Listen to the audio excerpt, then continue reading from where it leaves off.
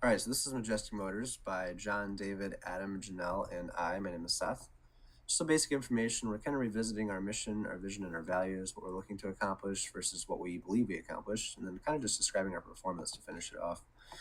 So, our mission at Majestic Motors is to drive exceptional growth and profitability by delivering high quality, innovative vehicles that exceed customer expectations. We are dedicated to achieving strong sales and revenue growth while maintaining high operating profit margins before depreciation. We want to do this through efficient production and optimal capacity utilization. We aim to maximize operational excellence and create long term value for our stakeholders. So, our vision being, we visualize being the world's most innovative and socially responsible automotive leader. We envision a future where our cutting edge vehicles enhance mobility and sustainability, our operational efficiency drives exceptional financial performance, and our commitment to social and environmental stewardship positively impacts global communities. We want to do this by executing our values, which are profitability and growth, innovation, integrity, and accountability. So, what we're looking to accomplish is pretty much what we're stating in our vision. So, we're looking to be innovative and offer multiple types of vehicles that enhance mobility and sustainability. And the goal was to be a long term, operationally efficient company, so this would drive our profits in a positive direction. We want to do this while maintaining that integrity and accountability. Ultimately, I believe that we did these things that are listed in our vision statement. We were innovative. We invested in hybrid and electric vehicles while offering a lot of features for these vehicles. There are times where we struggled with operating efficiently toward the earlier rounds with our inventory issues, but overall, toward the later rounds, we started to get it right, and then we started to fulfill that vision. Describing our performance overall, we performed pretty well. We lacked a higher global market share early on, and we didn't really capture that market share until the later rounds. We normally had a pretty solid market share in the United States, but it was pretty low in Europe and China in the earlier rounds. But like I said, we started to click on all cylinders toward the end there. We gained that momentum, and we started to recapture that global market share. So, for mergers and acquisitions, our company decided to target the company Endless Journey as an acquisition rather than a merger. Uh, Endless Journey had 9.31% of the global market shares, plus our 16.04% of them already would combine for a little over a quarter of the actual market at 25.35%. After the 9 rounds, Endless Journey had the actual highest ESG rating at 3.47, compared to our 2.84, which was one of our things that we wanted to work on was our ESG at the beginning of the Cesim. So having their 3.47 rating, we can implement maybe some of their policies or learn from them with what they did to actually raise our ESG rating. Like I said earlier, it does financially make sense for us to buy out this company. We have a little bit over 15 million more dollars in sales revenue than Endless Journey. And their profit numbers after the 9 rounds are 2.65 million compared to our 19.38 million. So it does make sense for us to actually try and buy out this company rather than merge. And having a share price of $214 a share after the 9 rounds compared to Endless Journey share price of $77 a share also allows us to be financially able to propose this acquisition. These next two slides contain information about the Global Reporting Initiative Standards, also known as GRI standards. There are 10 contained in these tables on these two slides. The first 6 are on this slide and the last 4 are on the next slide. These will be used in the rest of the slides throughout the presentation, but they are explained on why we chose them and how we felt we performed based on them in these slides.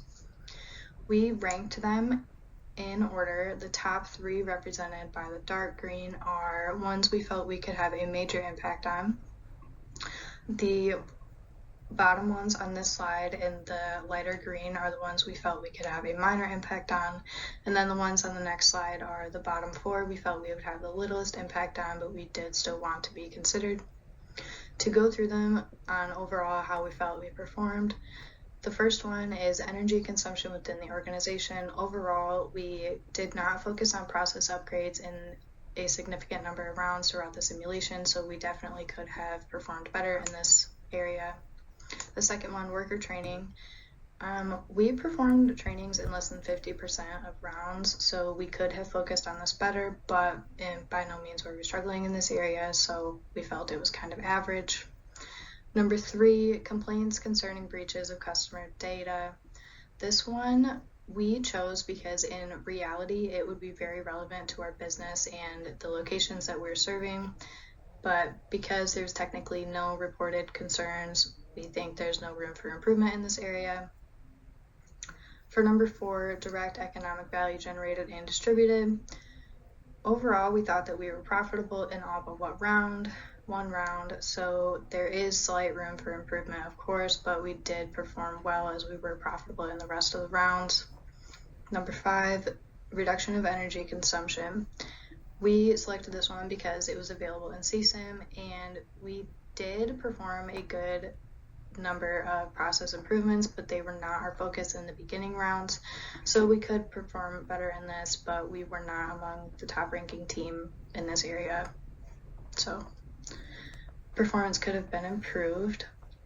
The last one on this page, operations and suppliers at risk for incidents of child labor.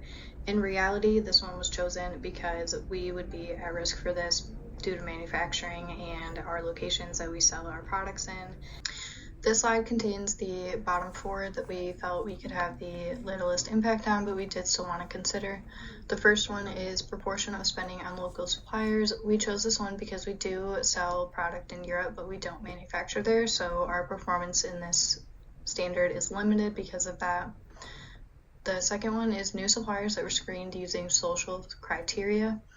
We did not utilize this as best as we could. We had the opportunity to order studies on the suppliers that we worked with, but we did not do this, and we didn't do it before choosing new suppliers, so that could be improved on.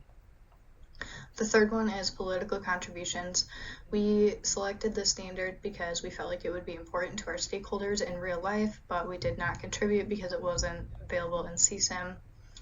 The last one is new employee hires and employee turnover. We selected this because it was available in CSIM, and we've rated our performance average for this standard.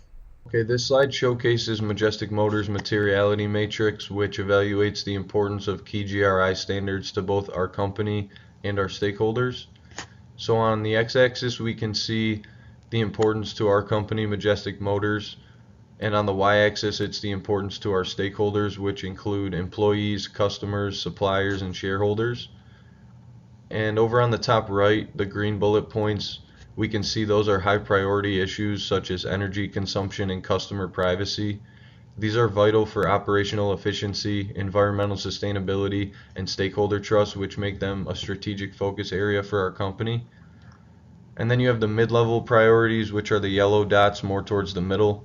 These include worker training and reduction of energy consumption. These can align with our goals for operational excellence and stakeholder engagement, but they do require ongoing investment in order to maximize the impact of them. And then over in the more bottom left are the red dots, and those are lower priority areas such as political contributions and new suppliers screened using social criteria.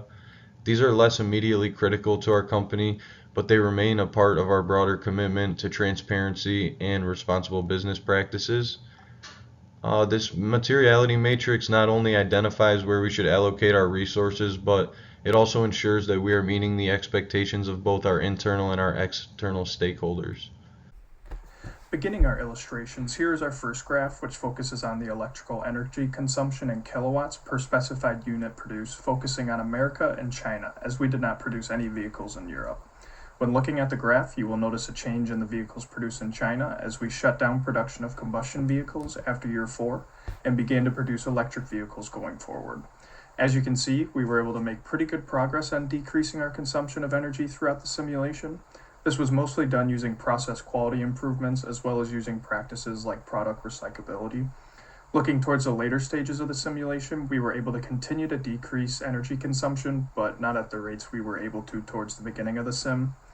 We are content with these results, but do understand that there is always room for improvement here.